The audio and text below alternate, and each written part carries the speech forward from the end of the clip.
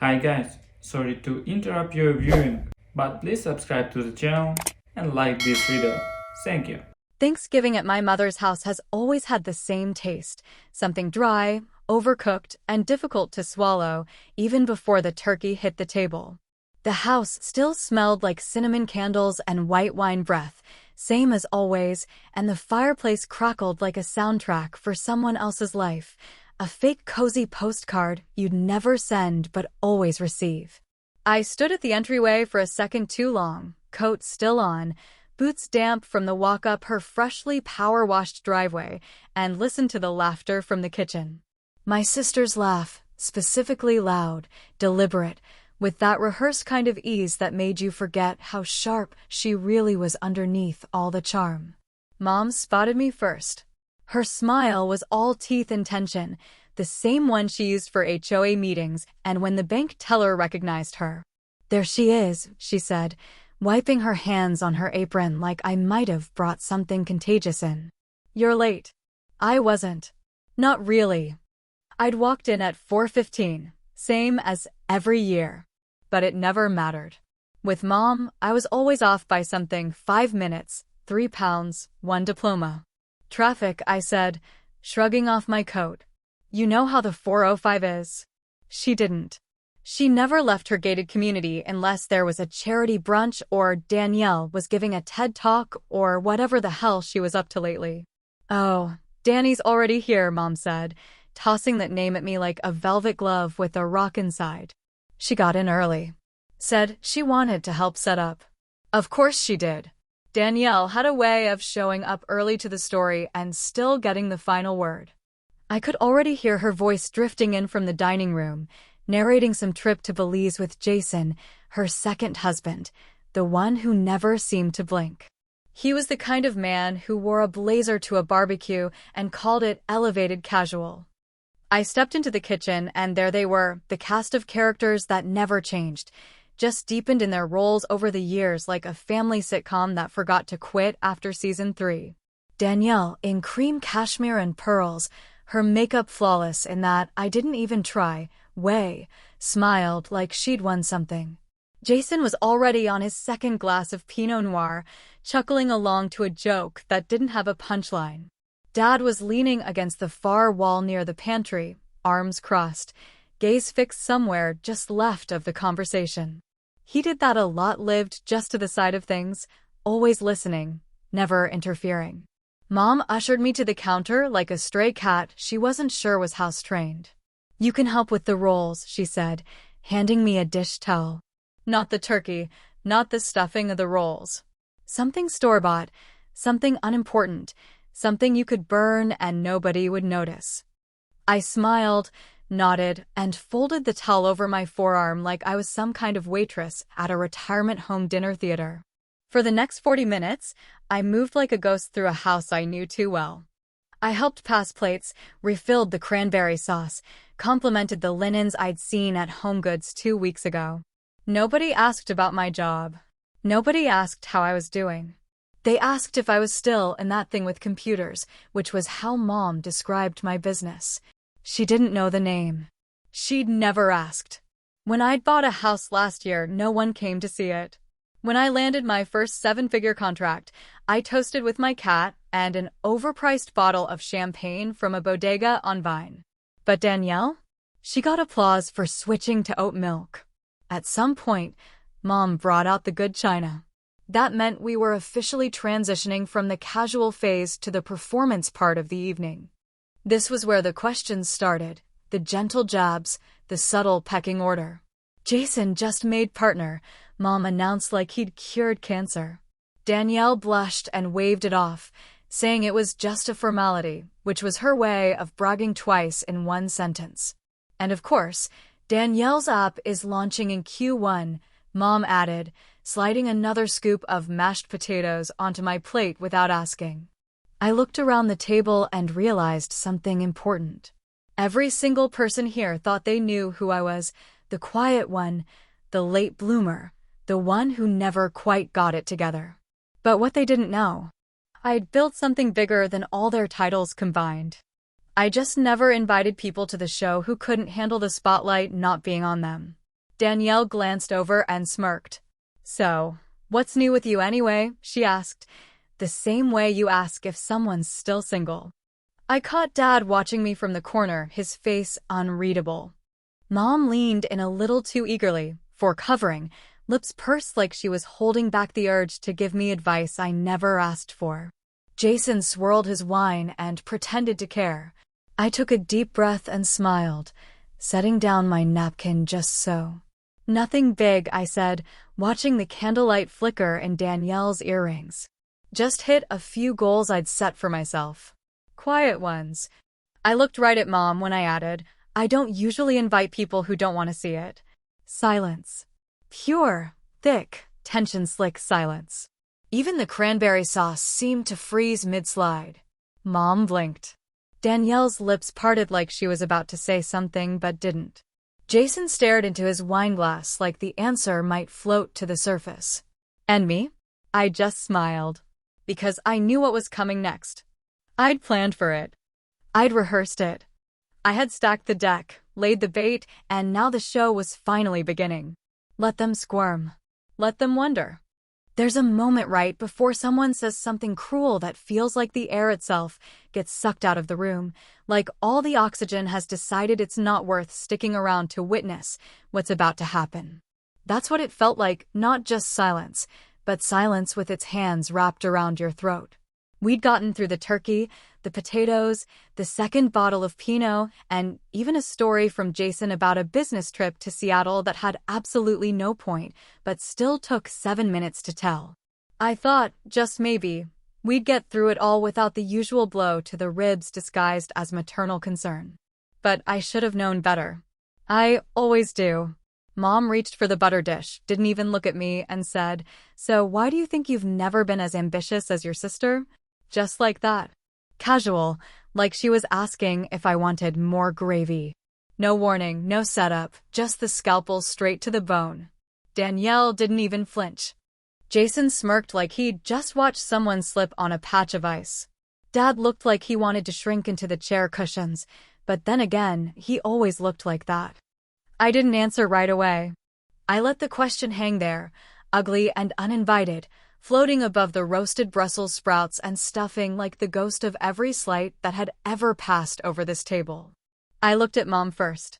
Her face was perfectly calm, eyes soft, like she genuinely believed she was being helpful. Then at Danielle, who was now gently wiping the corner of her mouth with her napkin, the picture of amused detachment. I could practically hear her thoughts, she's gonna cry. Or lash out. Or both. But I didn't. Instead, I set my fork down slowly, folded my hands in my lap, and smiled. Not a sarcastic smile. Not a wounded one. The kind of smile you wear when you know something everyone else doesn't. I hit my goals, I said, still smiling. I just never invite people who don't want to see it. I swear to God, even the green beans stopped moving. Danielle's fork hovered in midair. Jason blinked like someone had snapped a photo. Dad cleared his throat and suddenly got very interested in his sweet potatoes. And Mom? For half a second, just half, I saw her jaw tense, a tiny shift, like a glitch in the Matrix. But then it passed. "Well," she said, buttering a roll with perfect precision. "That's nice." That's nice. The verbal equivalent of slamming a door in someone's face while smiling. But it was enough. I had drawn first blood, and the ripple it caused was still unfolding around the table. Danielle tilted her head just slightly, the way she always did when she was about to make something personal sound professional. "What kind of goals?" she asked, casually, like she was asking what kind of kale I liked in my smoothies. "I mean, I didn't know you were working on anything big." I shrugged, took a sip of wine, and said, "Nothing flashy. Just got my team settled into the new space upstate." I watched the words land. Danielle blinked first. Jason glanced at her, probably wondering if he'd missed something. Mom gave the faintest twitch of her eyebrow, that little tick she had whenever someone mentioned something she hadn't personally approved of. "You moved?" Mom asked, faking casual like she was reading from a teleprompter. "I thought you were still in that little apartment downtown." That was years ago, I said, letting the pause stretch out just long enough to make it feel deliberate. I bought a place last year. Needed more room. The company's grown a lot since then. Danielle raised an eyebrow. Company. Her voice was flat, but I could hear it, that note of disbelief mixed with curiosity and, yes, just a touch of fear. The kind of fear that comes from realizing the narrative might be shifting out of your control. Yeah, I said, casually pushing my wine glass forward for a refill I didn't need. Been running my own business for 6 years now, started it back in 2023, so yeah, it's been over 10 years. Nobody said anything. Not a word. The math didn't add up, and I knew it, but that wasn't the point. I wanted them to notice. I wanted them to think about it, to focus on that, and not the fact that they'd all missed everything else.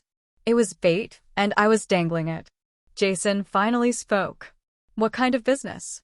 His voice was tight, his eyes darting to Danielle again, like maybe he wasn't supposed to ask. I gave him the same smile I'd used on clients who underestimated me, wide, warm, a little too calm. Software tools. Small business platforms. Couple government contracts. Boring stuff. Oh, he said, like I'd just told him I collected stamps. Danielle reached for the gravy boat like it could save her. Well, that's great. I didn't realize you were doing all that. She smiled, but it didn't reach her eyes. You should have said something. I figured if you were interested, you'd ask, I said. Simple. Direct. A truth too sharp to touch. For a minute, nobody moved. Then Mom picked up her wine glass and said, Well, I'm just glad everyone's doing so well. That was her way of retreating. She didn't want to dig deeper because she'd already fallen in and just didn't realize it yet. But I saw it. I saw all of it, the cracks in Danielle's confidence, the way Jason kept shifting in his seat, the look on Dad's face when he glanced at me like maybe he was finally seeing something new. My phone buzzed in my pocket. One short vibration. I pulled it out without looking like it mattered. One glance and I knew. The email I'd been waiting for, confirmation of something that, if I wanted, could flip the table over metaphorically and maybe literally. I slid the phone back into my coat pocket, tucked the information away like a sharpened knife, and took another bite of turkey. The show was only getting started. 3 weeks before Thanksgiving, while Danielle was busy posting stage selfies from her rooftop yoga class and Mom was probably hand-selecting the place cards that would eventually line this battlefield of a dining table, I was planning something far more intricate than a side dish menu or a floral centerpiece. I wasn't coming to dinner this year to participate, I was coming to reveal. This wasn't about confrontation. I wasn't going to scream or cry or wave around a list of grievances like a martyr. No. This was going to be something softer, colder, more surgical. Because if there's one thing I've learned about revenge, it's that it lands harder when it's quiet. It started with the wine. A subtle move, really, but one that meant more than anyone at that table could ever understand. 2 weeks before the dinner, I sent a case of my best reserve, a bold, deep Syrah I'd developed in collaboration with a vineyard partner up north, to Mom's house. But not under my name, of course. That would have spoiled everything. Instead, it came from a fake boutique brand I'd designed just for this occasion, complete with an elegant label and a made-up French-sounding name that she'd think sounded expensive. I knew she'd be proud to serve something that looked rare and exclusive, something her guests would admire. The bottle was already on the table when I walked in that day, half empty by the time we reached the main course.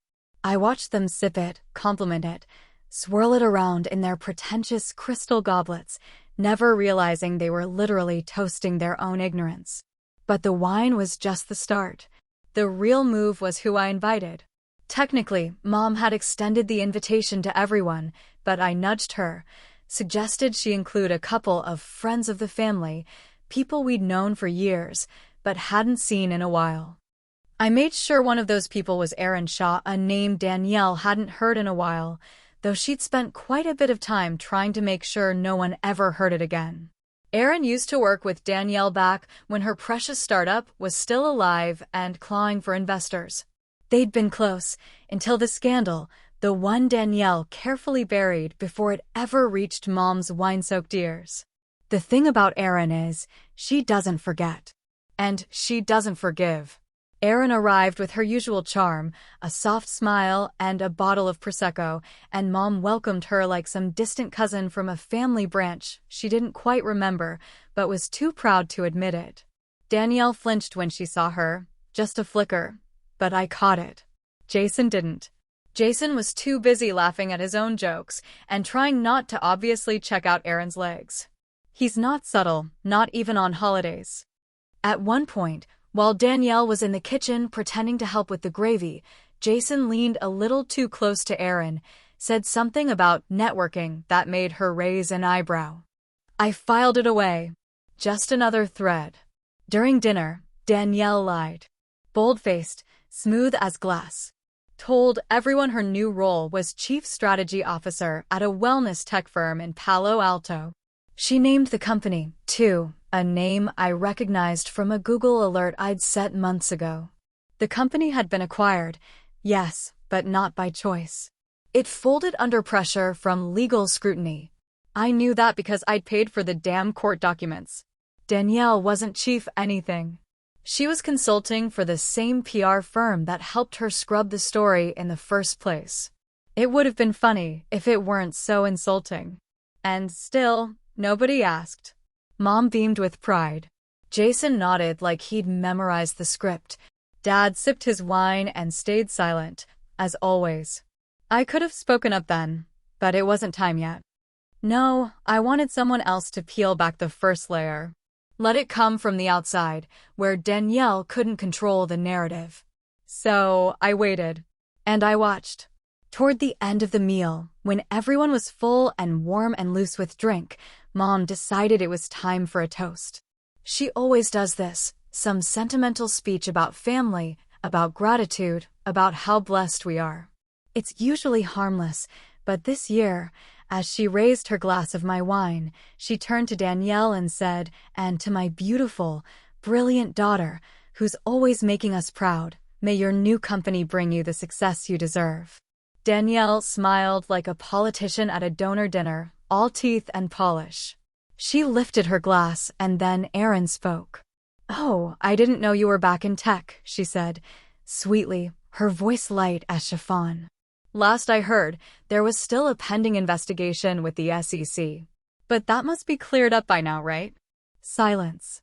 Actual silence.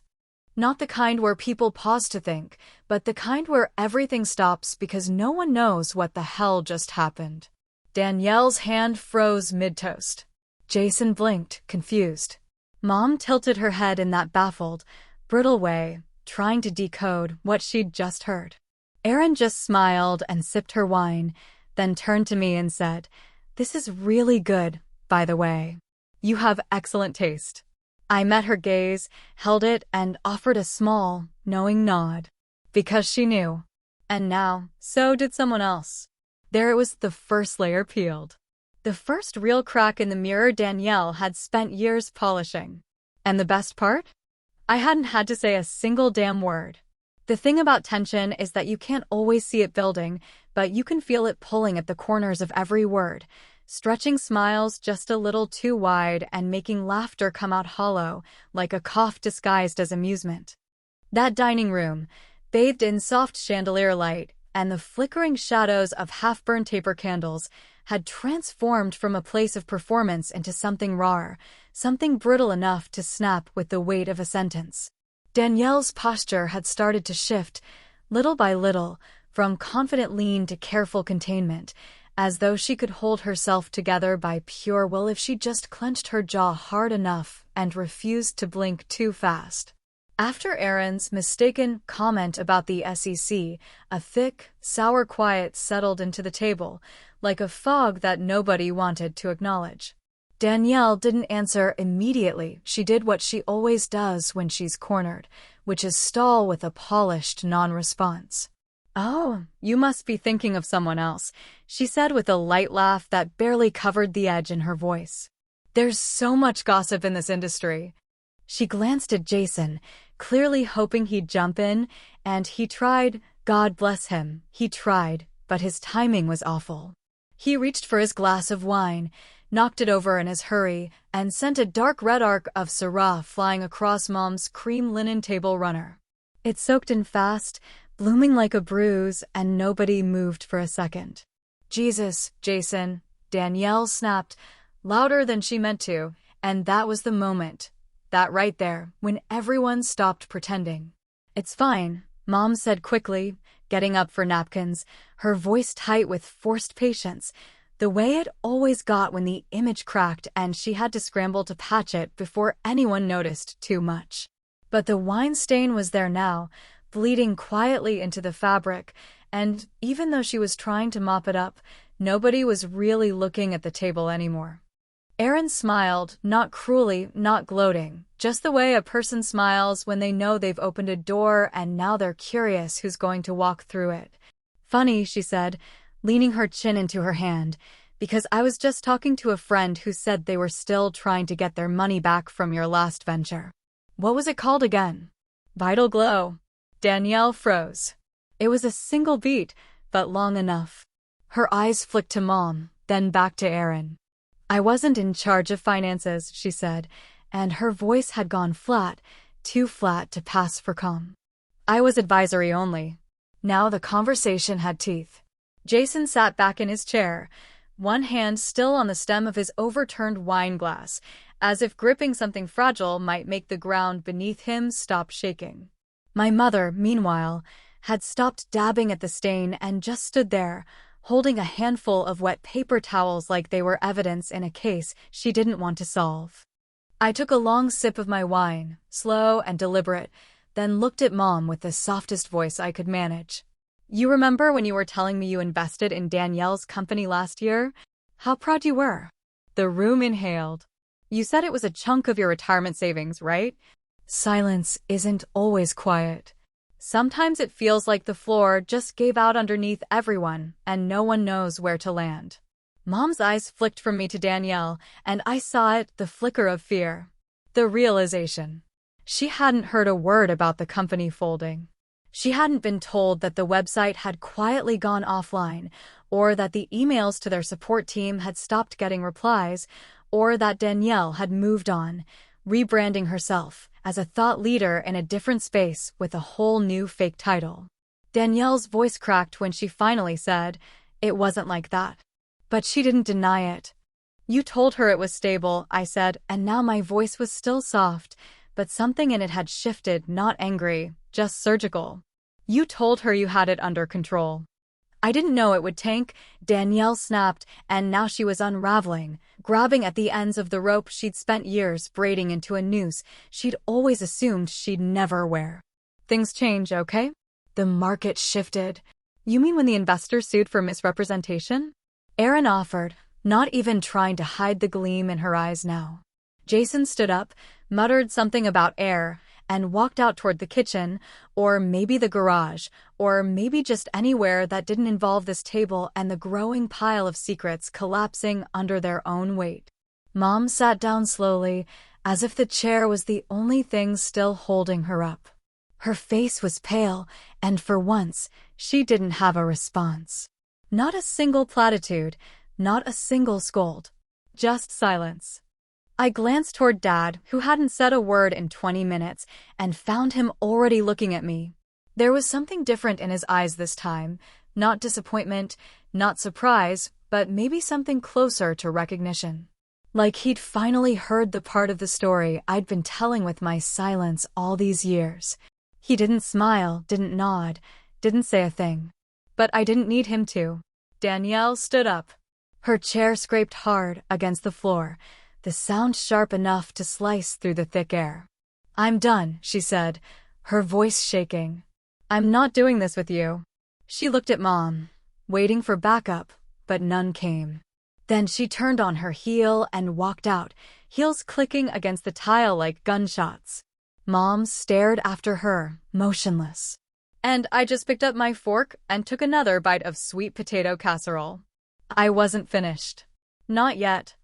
After Danielle stormed off like a politician ducking from scandal, heels echoing down the hallway and door swinging with more drama than a soap opera cliffhanger, the dining room finally fell into a silence that didn't feel performative. It was the kind of quiet that comes after a demolition, when all the pieces are still hanging in the air and no one's quite ready to look at the damage, let alone talk about it. Jason had disappeared, possibly retreated into the garage to call an Uber or maybe just to pace and rethink every life choice he'd made since 2018. Erin was nursing her third glass of wine, entirely at peace, as if she'd just spent the last hour pruning a bonsai instead of detonating a landmine in the middle of a family dinner. I stood up slowly, not in a rush, not trying to be dramatic, but simply because I needed a moment to breathe in a room that didn't smell like tension and unspoken judgments. "I'll clear the table," I said, more out of habit than anything else. No one argued. No one even nodded.